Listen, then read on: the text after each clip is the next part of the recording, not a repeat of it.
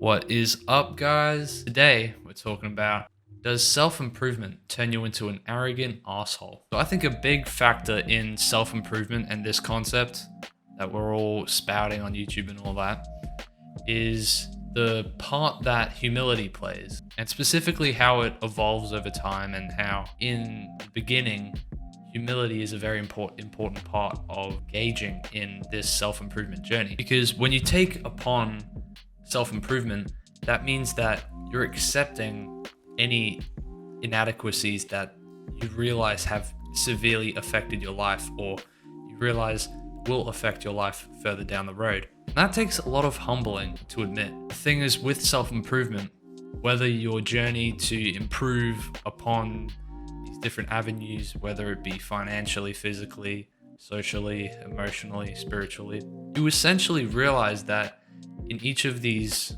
processes, you'll have to be humbled repeatedly, again and again and again, because you are voluntarily engaging and taking on all these obstacles that come your way, because you know that the path of sometimes most resistance is actually the path that leads to greater peace and meaning in the long term. It's hard to get that as a young teenager personally. And the people who I make these videos for, teenagers that are in a dark spot, over consuming social media, porn, over consuming food. Self-improvement is your way out. That's what I think.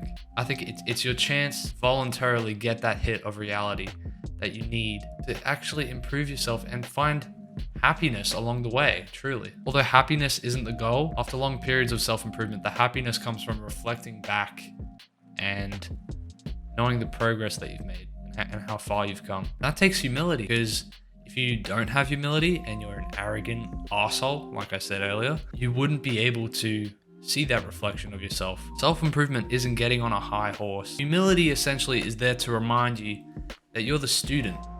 You're never the master.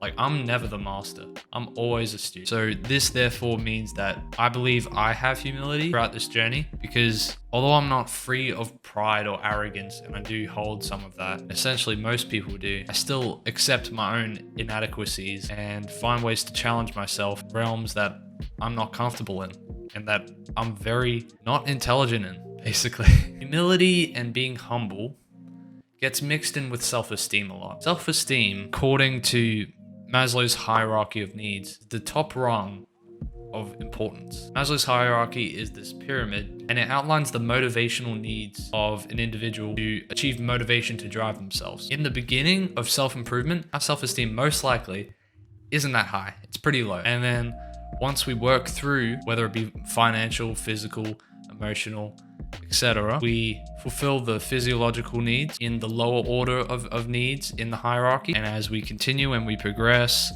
we start to see results in the gym, join a gym. We've started to join a social club, hang out every once in a while. We start to fulfill our social and safety needs, along with security and all the essentials, basically. Then once that point of self-improvement has been reached, we continue on that, and that can lead to fulfilling the higher order needs, which is self-actualization and self-esteem. And the longer we get through this self-improvement journey and see all these different achievements we make, whether it be financial, side hustle, reaching a milestone in the gym, whether it be on a certain lift or getting to a certain body fat percentage, basically, as we improve these, we start to craft this new identity. And building your own identity, this is something I'll get into in another video, but essentially, self-esteem and self-actualization is one's belief in themselves to embark on a new journey and see themselves through it. As we go along self-improvement, and if you're worried that you're losing your humility, I think that worry itself answers the question for you. Make sure to always stay humble.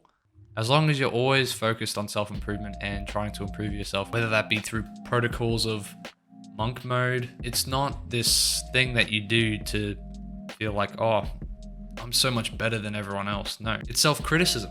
It's self-discipline. And that takes humility. Overall, guys, humility is a good thing.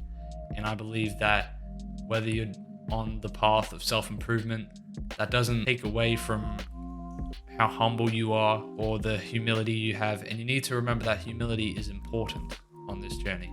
This has been Confide Confidence. Hope you learned something from the video, and I'll see you guys in the next one. Peace.